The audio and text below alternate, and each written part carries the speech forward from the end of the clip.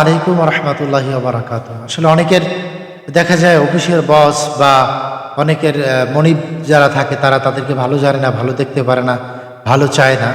তাদের যদি আসলে তাদের মনের ভিতরে একটু জায়গা করে নেওয়া যায় বা সে যদি আমাকে একটু ভালোবাসে, তাহলে আসলে আমি চাকরিটা ভালোভাবে করতে পারি বা আমার ভালো লাগবে। সেই জন্য মনিব মহাজন যদি ওইভাবে হয় যে তারা আসলে মানে খেসখেসে টাইপের বা একটু অন্যরকম টাইপের, তাদের ভিতরে জায়গা করা যায় না বা তারা ভালো দেখতে পারে না বা ভালো চায় না বা ভালো সহ্য হয় না, সারাদিন খ্যাস করে, তাহলে ওইসব মানুষকে আমার প্রতি বা আপনার প্রতি আকৃষ্ট করার জন্য, একটু মনটা তাদের আপনার প্রতি নরম করার জন্য ছোট্ট একটা আমল আপনি রুকিয়া করতে পারেন। সেটা 21 দিন এশার নামাজের পরে, 21 দিন এশার নামাজের পরে 500 বার করে ইয়া ওয়াদুদু, ইয়া ওয়াদুদু এইটা আপনি পড়বেন।